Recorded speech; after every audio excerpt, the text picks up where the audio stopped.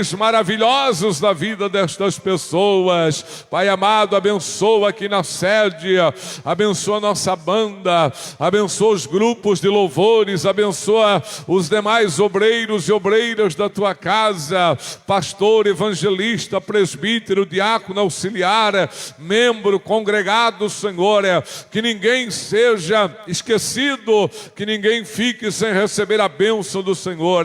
É o que nós te pedimos aqui nesta manhã e nós te agradecemos, ó Deus, em nome do Senhor Jesus Cristo. Amém, Jesus. A igreja diga graças a Deus. Queridos, vamos abrir a Bíblia no Evangelho de Lucas. Nós vamos ler o capítulo 2. Evangelho de Lucas, capítulo 2. Quem trouxe a Bíblia, vamos abri-la. Lucas, capítulo 2, versículo de número 8. Glória a Deus. Bendito é o nome de Jesus. Quantos encontraram Lucas capítulo 2, versículo 8? Digo amém. Então vamos à leitura. Diz assim: Ora, havia naquela mesma comarca pastores que estavam no campo e guardavam durante as vigílias da noite o seu rebanho. E eis que um anjo do Senhor veio sobre eles, e a glória do Senhor os cercou de resplendor, e tiveram grande temor. E o anjo lhes disse: Não temais, porque eis aqui vos trago novas de grande alegria, que será para todo o povo. Pois na cidade de Davi vos nasceu hoje o Salvador, que é Cristo, o Senhor. E isto vos será por sinal: achareis o menino envolto em panos e deitado numa manjedoura.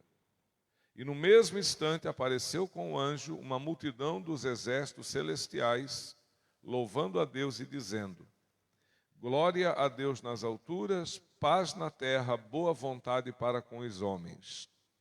E aconteceu que, ausentando-se deles os anjos para o céu, disseram os pastores uns aos outros: Vamos, pois, até Belém, e vejamos isso que aconteceu e que o Senhor nos fez saber. E foram apressadamente e acharam Maria e José e o menino deitado na manjedoura. E vendo-o, divulgaram a palavra que acerca do menino lhes fora dita. E todos os que ouviram se maravilharam do que os pastores lhes diziam. Mas Maria guardava todas essas coisas, conferindo-as em seu coração. E voltaram os pastores, glorificando e louvando a Deus por tudo que tinham ouvido e visto, como lhes havia sido dito. Amém? A igreja pode sentar, irmãos. Glória a Deus. Hoje nós vamos falar um pouquinho sobre o nascimento de Jesus, que é de suma importância para nós. Na verdade, irmãos, a importância maior é para nós, para quem crê em Jesus, né? Mas o nascimento de Jesus foi tão importante, irmãos, que os irmãos vejam bem, a história se divide. Quem estudou história, quem estuda, já percebeu, a história se divide antes de Cristo e depois de Cristo. Você veja a importância do nascimento de Jesus, que fez uma divisão na história. Hoje, nas melhores faculdades, melhores colégios, os estudantes, aqueles que se formam, eles aprendem a história e há uma separação antes de Cristo e depois de Cristo. Então, realmente, o nascimento de Jesus é muito importante.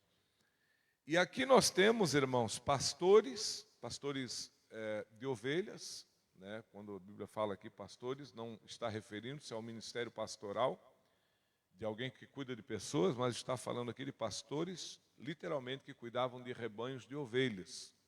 Então, esses pastores, eles estavam no campo durante a noite, eles ficavam ali guardando os rebanhos, devido à dificuldade de pastagens.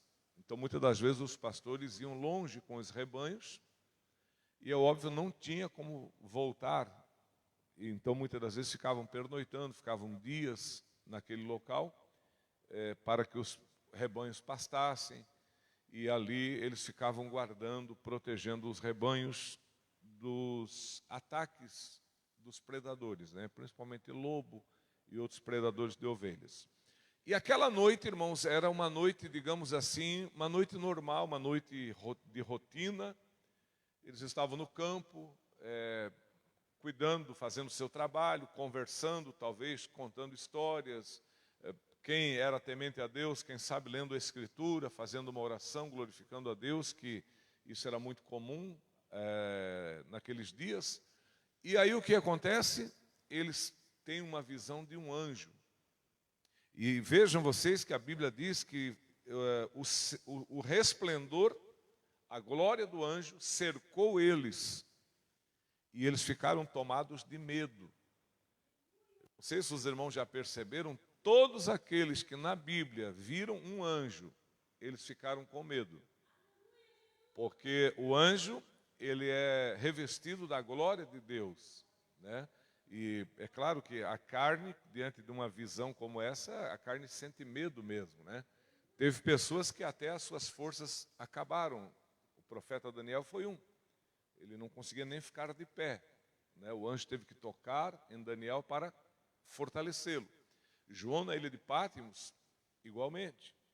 Então, isso me faz lembrar, irmãos, eu estou no Evangelho desde 1986, e já vi muito crente, pastor, eu vi o anjo e tal. Eu sinceramente não acredito, irmão. O cara vê anjo toda hora e é como se visse uma pessoa normal, muito difícil. Eu sinceramente, eu acho que se eu ou os irmãos tivessem a visão de um anjo, nós com certeza sentiríamos temor.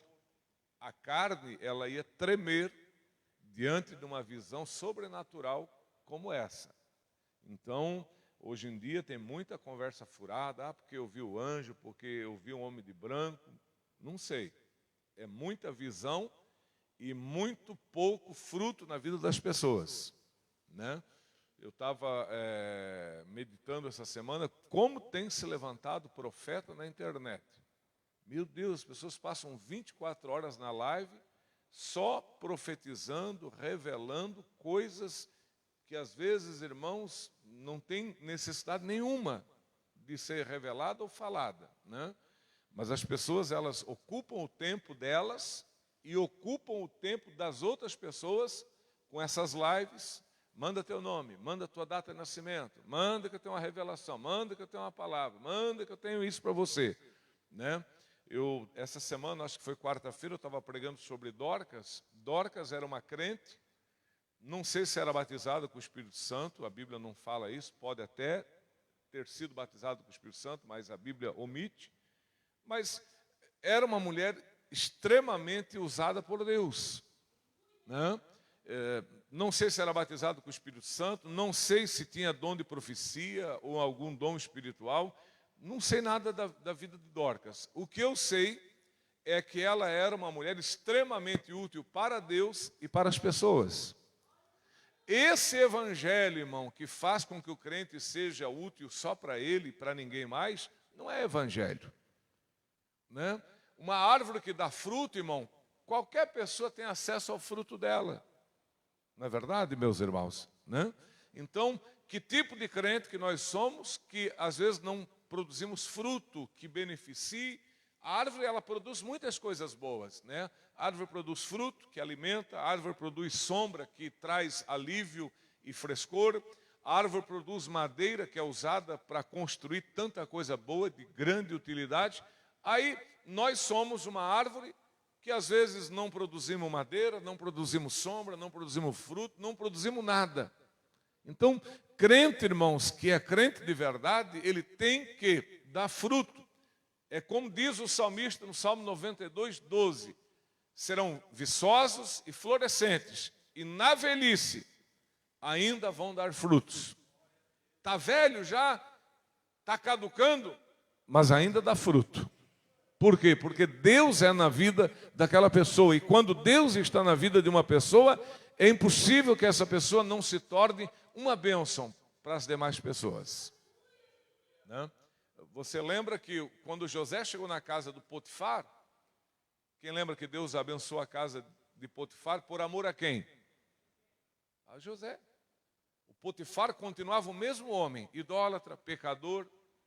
Era aquele mesmo homem que foi criado no Egito, que tinha os costumes egípcios.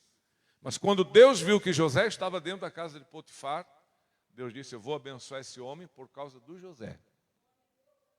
E aí Deus começou a abençoar o Potifar. E foi uma bênção tão grande, irmãos, que o Potifar, ele notou, ele disse: puxa, depois que esse rapaz veio para cá, tudo melhorou. Tudo mudou, tudo começou a fluir, começou a melhorar, começou a prosperar. Esse rapaz é abençoado. E aí qual foi a atitude do Potifar?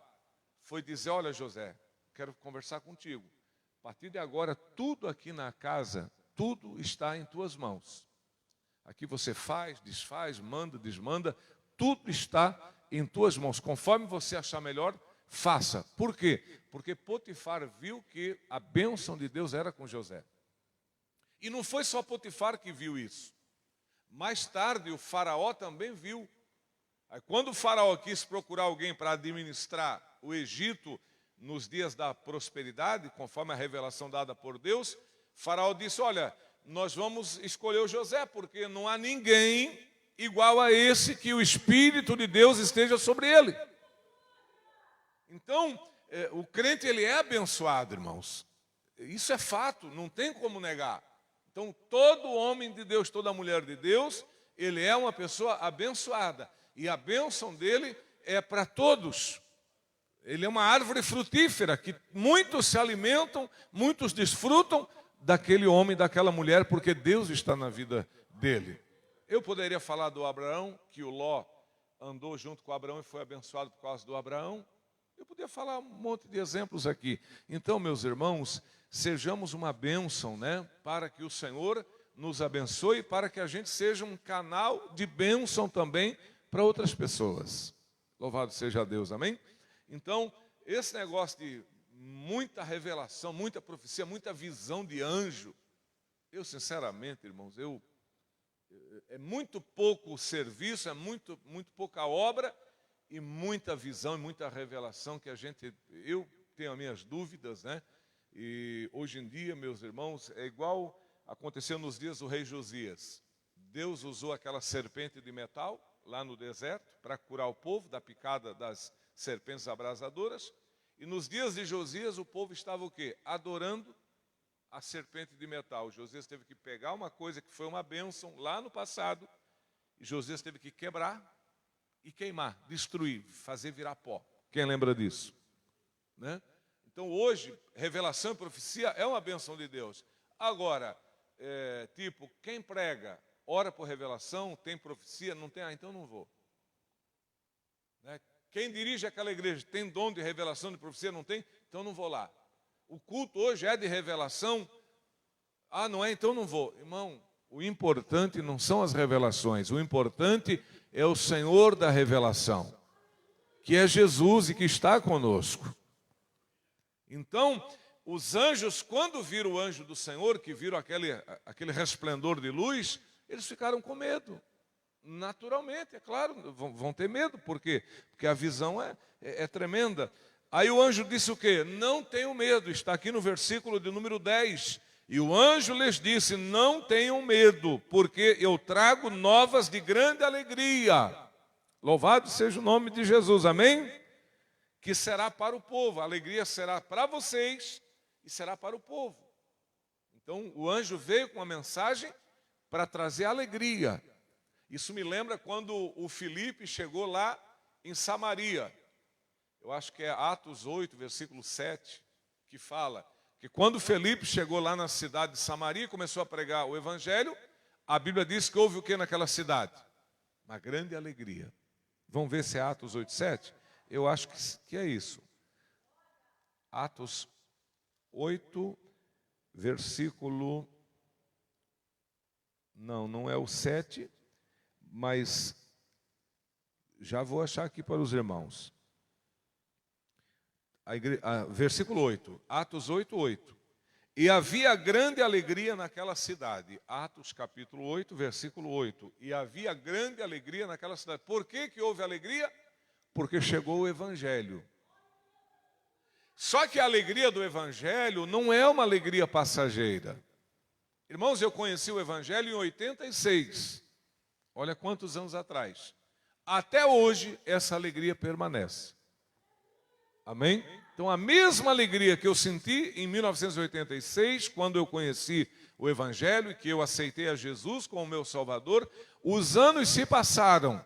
Muita coisa mudou no mundo, né? Quando eu aceitei Jesus não tinha internet. Quando eu aceitei Jesus não tinha uma série de coisas que foram criadas, coisas que foram inovadas. Quando eu aceitei Jesus era um mundo bem diferente do que é o mundo de hoje.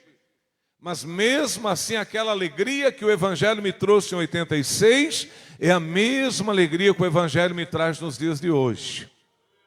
Por isso Jesus disse, passará o céu e a terra. Mateus 24, 35. Mas as palavras minhas não hão de passar. Irmãos, o poder que existe nesta palavra, a unção que existe nesta palavra, o agir de Deus através da palavra, pode passar tudo, tudo pode mudar, pode se transformar, tudo, mas a palavra de Deus sempre será a mesma palavra, que promove principalmente a alegria em nossos corações. Irmãos, o anjo disse, não tenham medo, vocês estão assustados, é muito poder, muita glória, mas é assim, eu trago novas de grande alegria. Né? E aí o anjo disse o quê? Hoje vos nasceu o Salvador, que é o Cristo. Hoje vos nasceu o Salvador, que é o Cristo. Nesse instante apareceu o quê? Um exército de anjos, louvando o nome do Senhor. Você veja, irmão, que toda a glória sempre é para Deus, nunca para o homem, nem para a igreja. Quando o homem ele começa a puxar a glória de Deus para ele, ou para a igreja, igreja no sentido de ministério, é uma coisa que não agrada a Deus. Os anjos louvavam o Senhor, toda a honra e toda a glória para o Senhor. Terminado aquela manifestação de anjos, que foi uma visão tremenda, eu estava lendo ali no escritório essa palavra e eu pensei, os pastores viram milhares de anjos, louvando o nome do Senhor e dizendo, paz na terra, boa vontade para com os homens. Deve ter sido muito bonito. Se as pessoas viajam para o Rio de Janeiro para ver uma queima de fogos no Réveillon, se as pessoas viajam para Balneário Camboriú para ver uma queima de fogos e acham bonito, imaginem vocês um exército de anjos com uma luz intensa, brilhantes, maravilhosos, divinos, louvando o nome do Senhor, quem sabe numa harmonia perfeita, movimentos perfeitos, né? Uma coreografia que encantou a visão dos pastores, louvado seja o nome do nosso Deus, amém, meus irmãos? Eles ficaram admirados com o que viram naquela noite. Irmãos, aquilo era apenas o início do mover de Deus através do nascimento de Jesus, meus irmãos. Querido, Deus neste Natal tem algo muito melhor e maior do que uma boa comida, do que um presente. Por melhor que seja a comida, por melhor que seja o presente, mas o melhor ainda é crer no Salvador que nasceu para nos trazer a vida eterna. Que o melhor deste Natal para nós seja o Cristo que nasceu não no presépio, não na manjedoura, mas que nasceu em nossos corações, trazendo mudança e salvação para as nossas vidas. Amém, meus irmãos? Quantos Cristo já nasceu para você? Diga glória a Deus. Que coisa linda. E o anjo disse o seguinte para os pastores, vão e o sinal, vou dar um sinal. O sinal é que vocês vão encontrar o menino envolvido por panos. Isso é normal. Toda criança que nasce, ela é envolvida em panos. Isso é um fato natural. Mas o que não é natural é o seguinte, vocês vão encontrar o menino envolto em panos numa manjedoura. Opa, aí não é normal.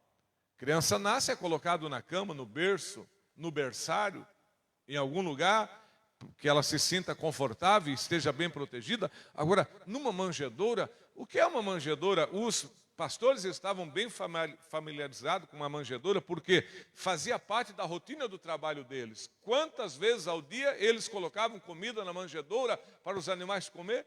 Eles devem ter pensado, o menino envolto em panos e colocado numa manjedoura, vamos procurar. E aí eles começaram a procurar Jesus nos lugares humildes. Porque se o anjo não diz que o menino está numa manjedoura, eles vão procurar o Cristo onde? Nos lugares mais ricos, mais bonitos. E pastores de ovelhas, homens simples e humildes, não são bem-vindos em todos os lugares. Se um pastor trajado com a roupa de trabalho, com o cheiro de ovelha que tem, com os pés sujos de lama que estão pela caminhada nos pastos, chega num lugar bonito, fino, rico, certamente não era permitido a entrada deles. Mas Jesus nasceu num lugar humilde, onde todos são bem-vindos, irmãos. Só não entrava para ver Jesus ali quem não queria. Só não entrava para ver Jesus ali quem se achasse maior e melhor que o ambiente em que Jesus estava. Jesus é de livre acesso para todos, amém, meus irmãos? Desde a pessoa mais rica, a pessoa mais pobre tem acesso a Jesus. O caminho está aberto para todos.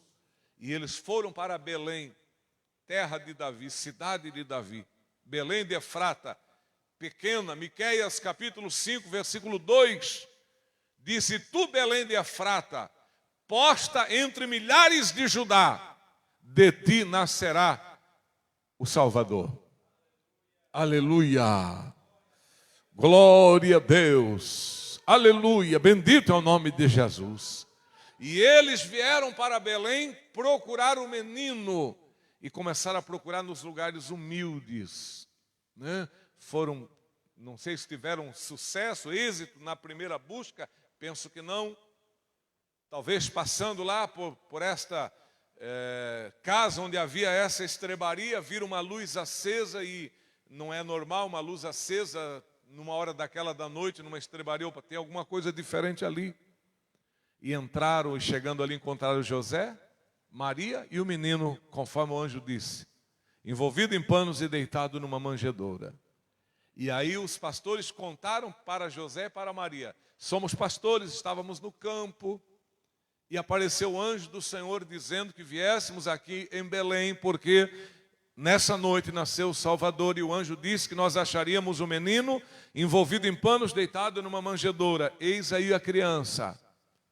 E eles contaram, apareceu também um grande exército de anjos louvando o nome do Senhor e dizendo que são novas de grande alegria, porque o Salvador nasceu. Irmãos, isso aqui para Israel era importante, porque se você não sabe, estava 400 anos de silêncio. Quando chegamos ali do profeta Malaquias até os dias de João Batista pregando lá no deserto, são 400 anos de silêncio. 400 anos em que não havia profecia, não havia visão, não havia manifestação clara de Deus, havia um verdadeiro silêncio, os céus haviam se tornado de bronze e Deus não estava falando. Foi nesse período de 400 anos que surgiram os chamados livros introduzidos na igreja, na Bíblia da Igreja Católica, porque a nossa Bíblia possui 66 livros, a Igreja Católica tem uma Bíblia de 73 livros. Esses livros que tem a mais na Igreja Católica foi nesse período que surgiram, são livros que não são inspirados, por isso não fazem parte da nossa Bíblia. Era um período de silêncio, e de repente, irmão, depois de 400 anos em silêncio, o céu fechado, aparece um exército de anjos dizendo, olha, a alegria é a mensagem que vem para vocês hoje, é de grande alegria, porque o Salvador nasceu. Aleluia! E esse Salvador está conosco aqui nesta manhã, Igreja do Senhor. Este Salvador é aquele que mudou a vida de muitos de nós aqui nesta manhã. Este Salvador é aquele que nos trouxe a esperança.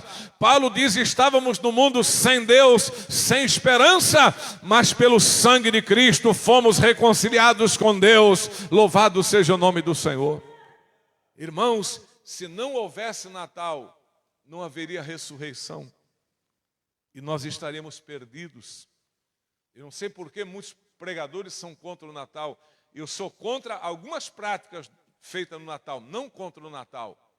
Jamais. Eu sou contra algumas atitudes que as pessoas fazem, tipo bebedeiras, comilanças.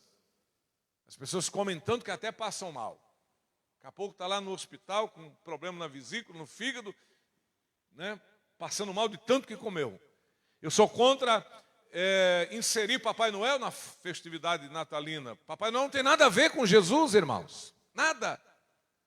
Eu sou contra, irmãos, introduzir um pinheirinho e achar que aquilo ali representa algo santo e que pode ser feito assim pelas pessoas que servem a Deus. Essas coisas são erradas. Mas agora, um dia especial para você dizer, Jesus nasceu.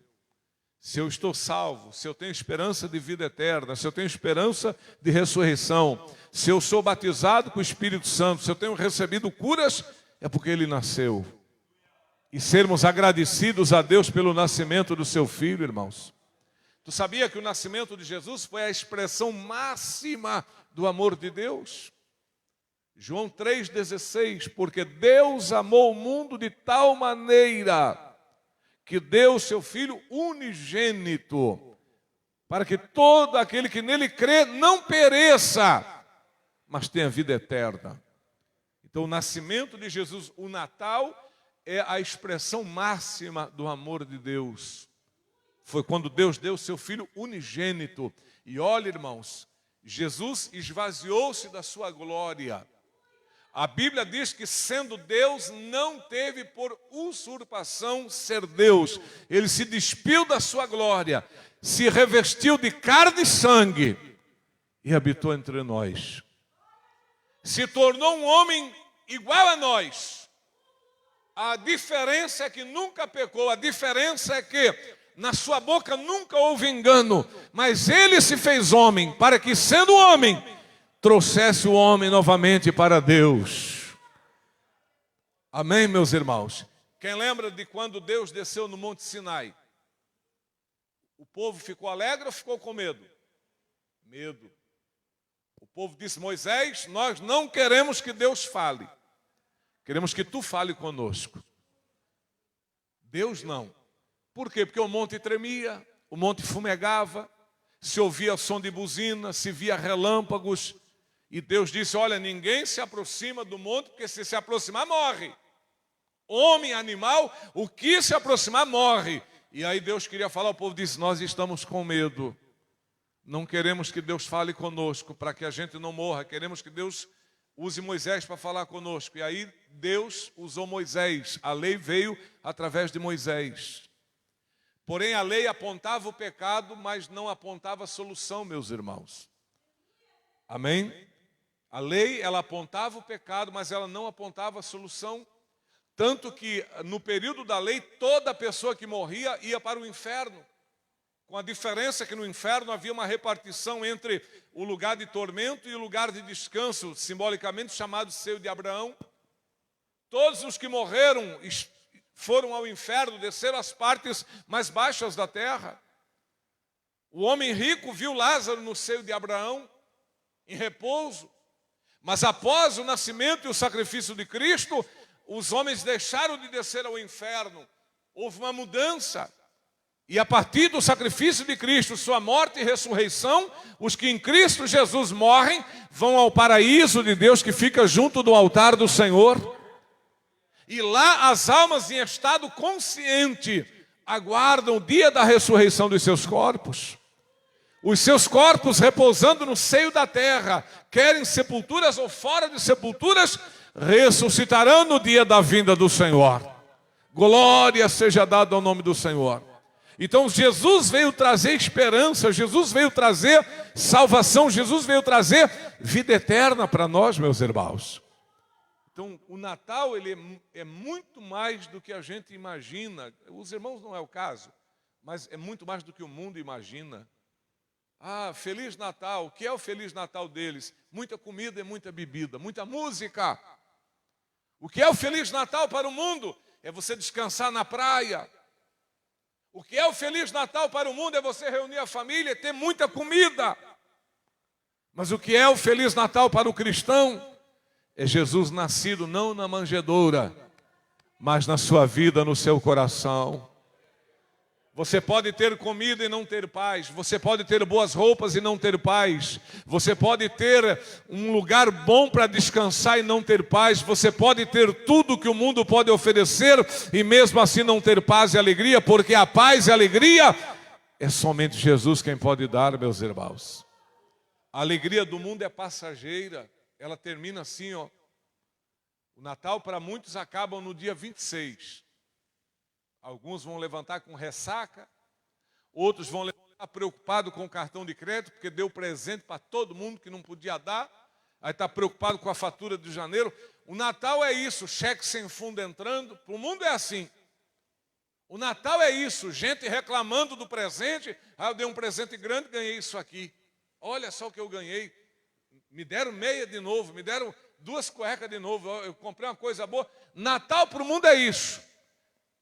Reclama do presente, reclama disso. Para o crente, Natal é ter Jesus todos os dias do ano. De domingo a domingo, Jesus está conosco. Amém, meus irmãos? Eu gosto muito de profecias antigas do Antigo Testamento, tipo Isaías.